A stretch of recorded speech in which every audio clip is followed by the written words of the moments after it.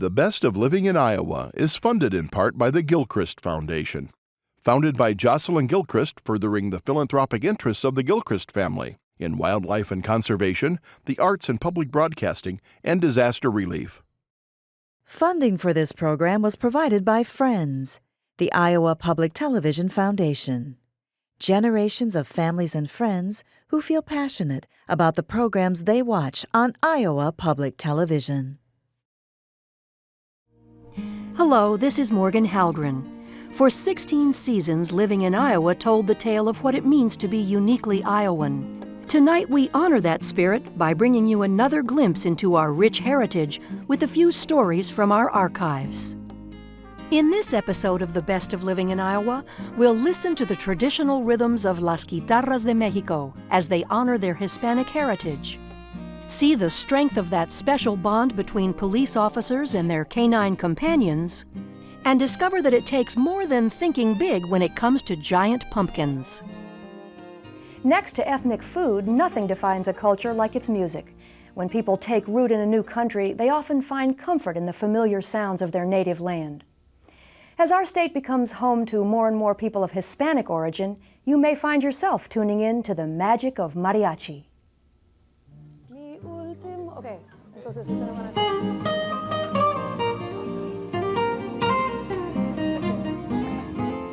Mariachi music, the way that I can describe it, is kind of country music from Mexico City.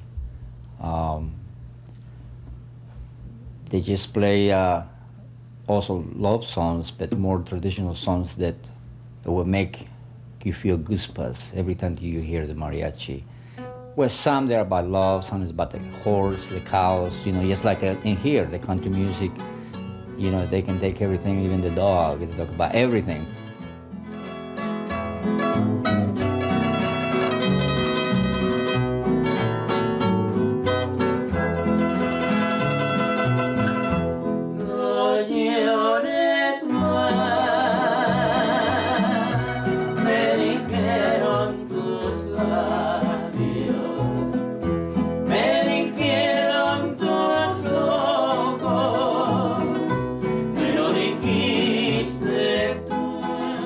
Las Guitarras de Mexico is a mariachi band in Des Moines that gives its audience goosebumps when it plays the traditional music of Mexico. The band was formed in 1985 to raise money for the victims of an earthquake in Mexico City. Their devotion to the music and their homeland has joined them together like brothers. 3 of the members learned the music while growing up in Mexico. R.J. Hernandez grew up in Iowa and discovered the music through his father. Used to wake me up every Sunday morning blasting his stereo with this music. So instead of fighting it, I learned from him. And then my brother taught me a few things on how to position my fingers. And then last but not least, I learned from these guys here, the different beats, a little bit more intensified my learning process with these guys. Since I was 8 years old, whatever family gathering we had, be it a wedding, anniversary, funeral, you name it, baptismal, there was always this music. Do the Mexican men still send mariachis to their girlfriends' houses to serenade them? Oh yeah, Oh, good. Yeah. See, when I was at home, there was no night that I was coming home early. Because every night, we used to get together in the corner of the block. Someone, hey, let's go and serenade my girlfriend, my wife, my aunt, my mother. So, they're always, as this music you hear in the evenings down in Mexico. Who's gonna refuse music? And especially if the singing is saying something that, like, I love you, I'm sorry. It's a good way to make peace. Y hoy quiero borrarla de mi ser, porque te fuiste aquella noche, porque te fuiste.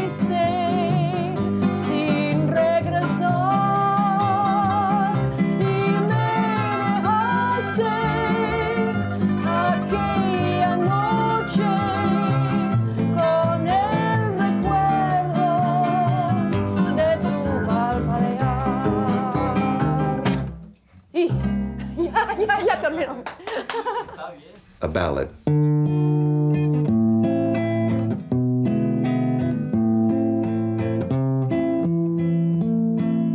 That's a bolero.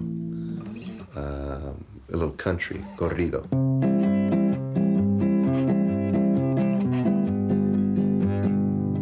And then the huapango, my favorite.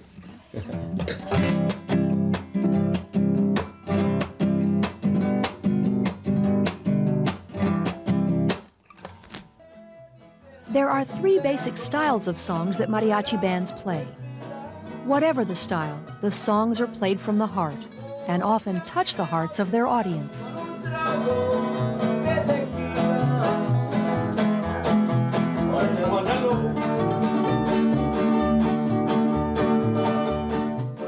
Because of the emotion that we put in, the feelings that we throw into it. To hear again, it seems to me like everybody say, okay, 1, 2, 3, let's cry about it, you know. But it was good. I feel, I guess you can call it proud to have these guys with me to make you feel something, especially when you don't know even what we're singing about.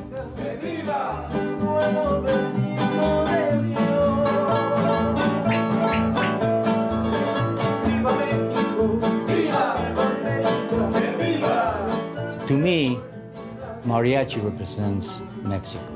If you hear the mariachi music, right away you remember about your homeland. You get homesick right away, you know, and it's wonderful music. I would like everybody to know our music, to feel what we feel, and to know what we have in home. We have a lot of music. And once you hear the music, it is just like the potato chips. You can't just stop in one, you know. You have to just keep going and going.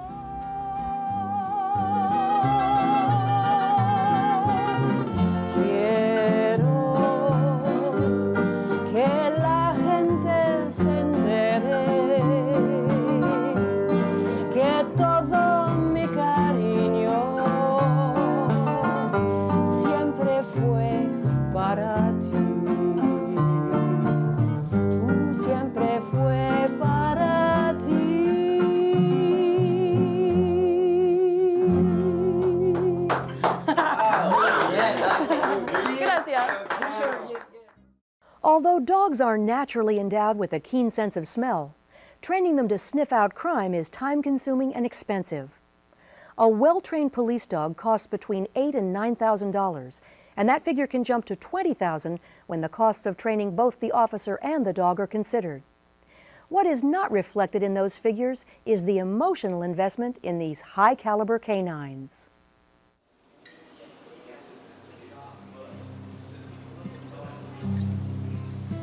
Every day is an uphill climb for Des Moines Police Canine Reno. It's an uphill climb on this treadmill. It's an uphill climb out of this pool. And it's an uphill climb to get through rehabilitation and back to protecting the streets of Des Moines. The story behind Reno's rehabilitation at Iowa State's Veterinary Teaching Hospital began shortly after midnight on October 20th, 2004.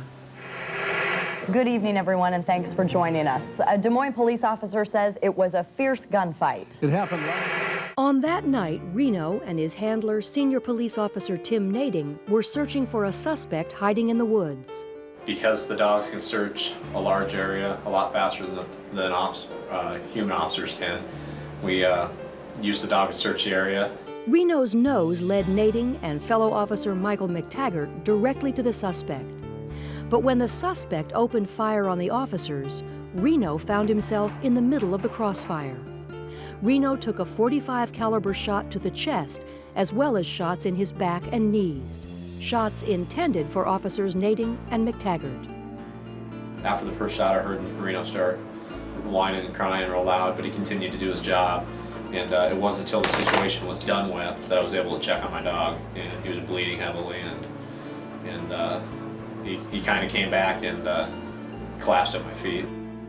Police rushed Reno to an emergency clinic where vets found 6 to 8 entry and exit wounds on Reno's thorax and 3 gunshot wounds on his back right leg. The shots to Reno's chest were not life-threatening, but the shots to his leg shattered his patella. For Officer Nading and the citizens he's sworn to protect, Reno's heroics made the difference between apprehending the suspect or having him escape. That Reno and not Nading faces surgery and rehabilitation is thanks to the training both handler and partner receive.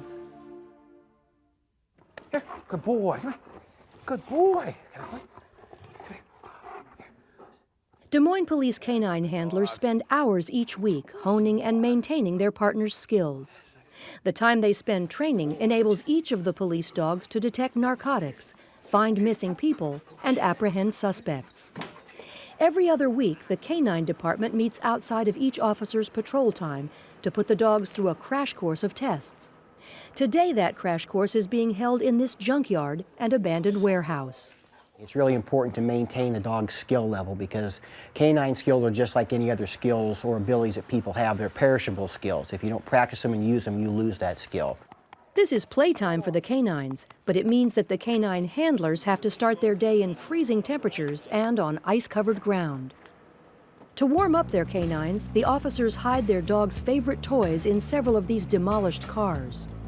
The dogs then have to try to find their toys in the vehicles, in much the same way they might look for illegal narcotics in cars. After the vehicle searches, it's time to recreate an apprehension. In this scenario, each officer pulls over a car. The decoy driving the vehicle flees on foot. The passenger decoy stays in the car. The officers want the canine to first apprehend the passenger decoy and then pursue the driver who fled.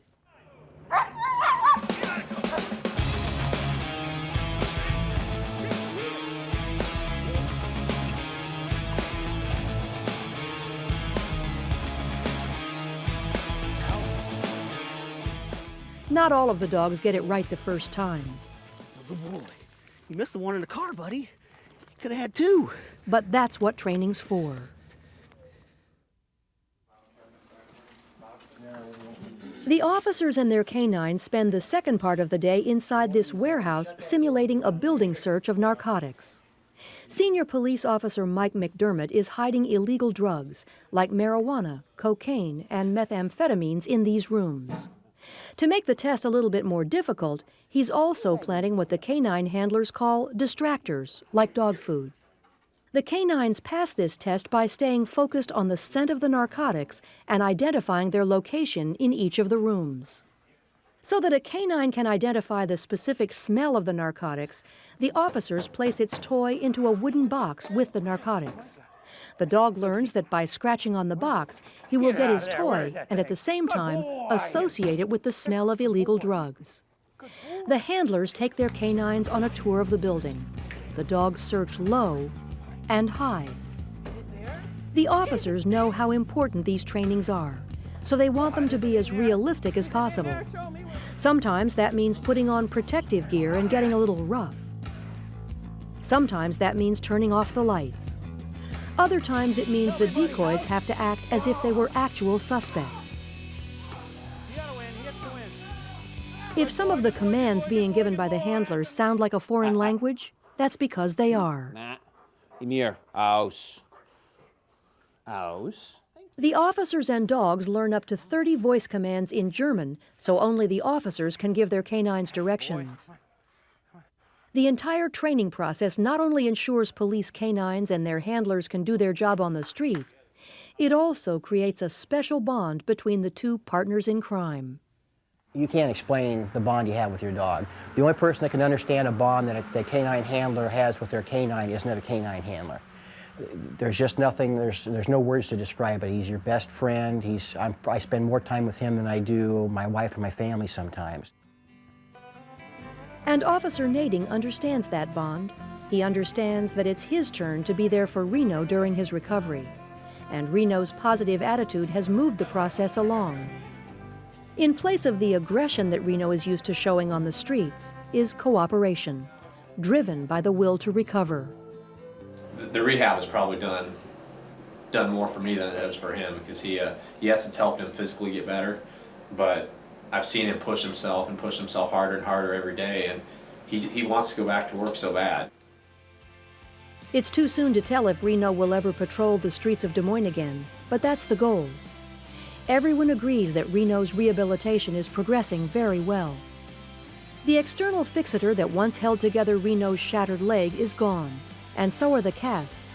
But the hair on his shaved back hasn't completely returned, and some of his scars are still visible.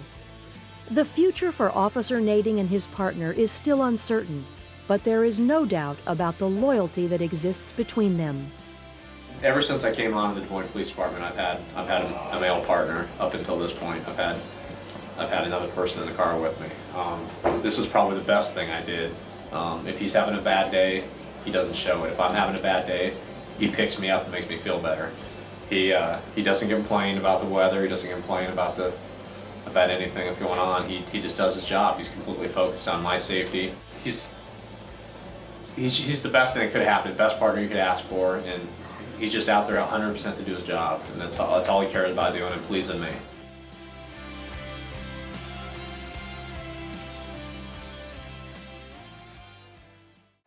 Prepare yourselves to peruse the improbable, a competition in Anamosa of pudgy pumpkins that causes people to pass hours each night in a pumpkin patch praying that their patience will pay off with a perfect plump product they can pick.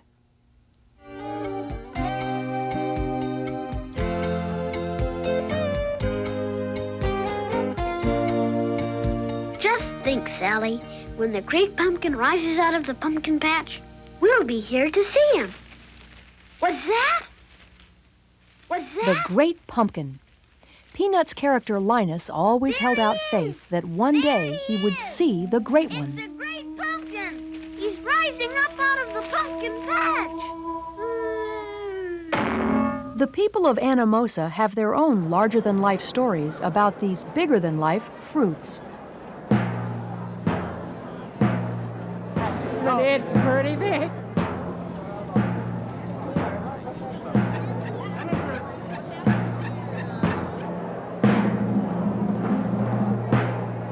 You know, there's something magical about big pumpkins. You know, I think pumpkin contests have been around for years and years and years, and I think people just like big pumpkins. Tom Norlin organizes the annual Ryan Norlin Memorial Pumpkin Weigh-Off, which is named after his young nephew, a pumpkin enthusiast, who lost his life in a boating accident the first year of the contest. So we just decided to name it after Ryan and, you know, go for broke, and here we are now. People trek to Anamosa from Michigan, Illinois, Minnesota, and even Colorado every October to celebrate the pumpkin. And they celebrate in a big way. Last year one was 710 pounds. That was a real nice shaped one and everything, and it grew real fast, so I was really happy with that one, and that's my largest I've grown. While most people are here to admire the pachyderm-sized produce, we found that the growing of pumpkins is a sport in and of itself. I say the first thing you need is a pumpkin. Without a magic wand, pumpkins only grow as big as Cinderella's magic coach with hours of tending. They take so much dedication that Roseanne Stivers wondered about her husband the first year he tried to grow a large pumpkin. He had pneumonia and was running 102 fever. And it just so happened that he had a female blossom that needed to be pollinated. And there were no male blossoms on his vine. The truly big pumpkins are pollinated by hand. So he said, Roseanne, you've got to find me a male blossom, because he wasn't feeling well enough to do it on his own. And I thought, this man's got to be out of his head with fever. This year, with no pneumonia, Richard was able to ward off squash bugs, pollinate in time, and grow a vine which almost captured his garage. But he was defeated by the endless rains which rotted his pumpkin before showtime. Oh, I'm disappointed that I didn't have one, but yet I'm not. We got about 7 more months on countdown right now to get more seeds started and in the ground for next year. We're thinking about it already. 2 days before this year's festival, there is still hope in the Stivers household. 9-year-old Ryan has grown a promising gourd to enter in the longest gourd contest. This is our gourd. Why is it up here? We figured that there'll be people going around and maybe smashing and cutting stuff up before Pumpkin Fest. And sometimes the people ask children where the pumpkins are in gourds so they can steal them and take them to the Pumpkin Fest as theirs. This is the day I've been waiting for. From the looks of this garden, Jack's mythical beanstalk had nothing on the vine in Bruce Gray's pumpkin patch. Well, we've got the pallet laying here, getting ready, waiting for the help to show up at about 9, so. His hours of nurturing have provided him with 3 large fruits, one of which could be this year's winner. But it sounds like here in Iowa, this could be the one. I hope so. We'll see. Today, Olin residents turn out for the unveiling. This is Olin. There's not a lot goes on, and if we have a world champion pumpkin here this year, everybody wants to be part of it. The volunteer fire department is called to escort the mighty monsters from the patch to Anamosa, 10 miles away. Iowan Fire Department, you are needed for a work detail at the pumpkin patch. How big is that pumpkin? I'm figuring somewhere between 800 and 1,000 pounds, I hope.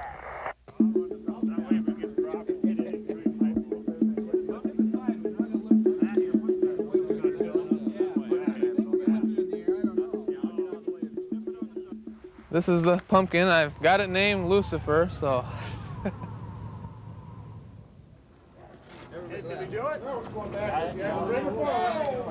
A scale and a team of men with strong backs greet Bruce and his pumpkin at the Anamosa Community Center.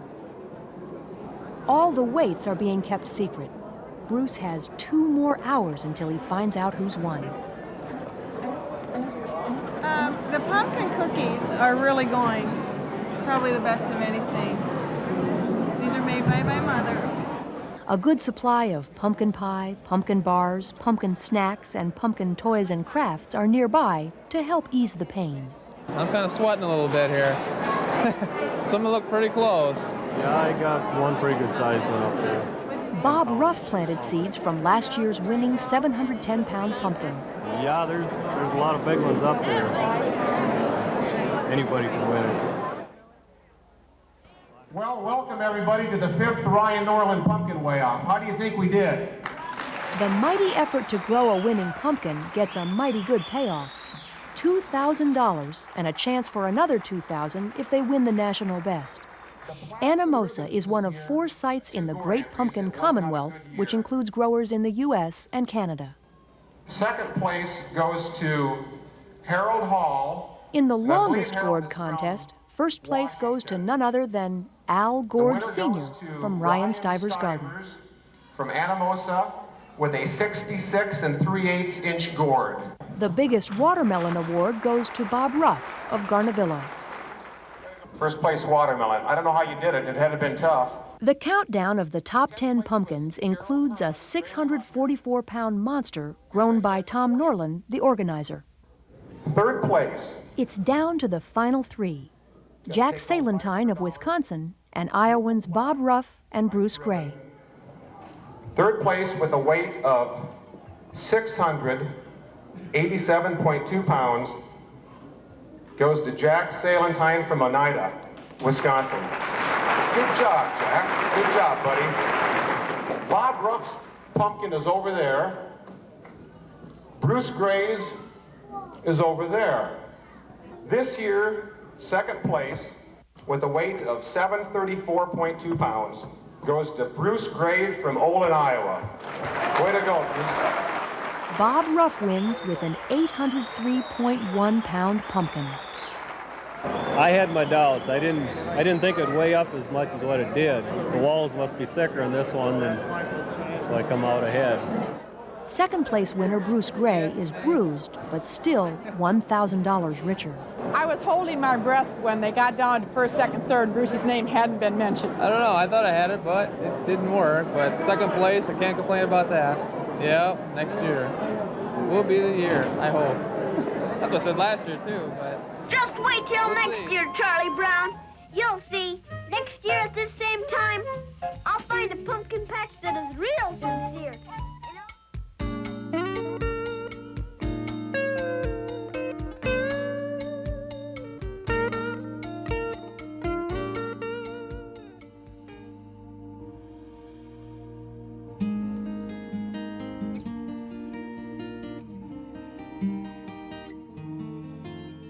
The Best of Living in Iowa is funded in part by the Gilchrist Foundation. Founded by Jocelyn Gilchrist, furthering the philanthropic interests of the Gilchrist family in wildlife and conservation, the arts and public broadcasting, and disaster relief. Funding for this program was provided by Friends, the Iowa Public Television Foundation. Generations of families and friends who feel passionate about the programs they watch on Iowa Public Television.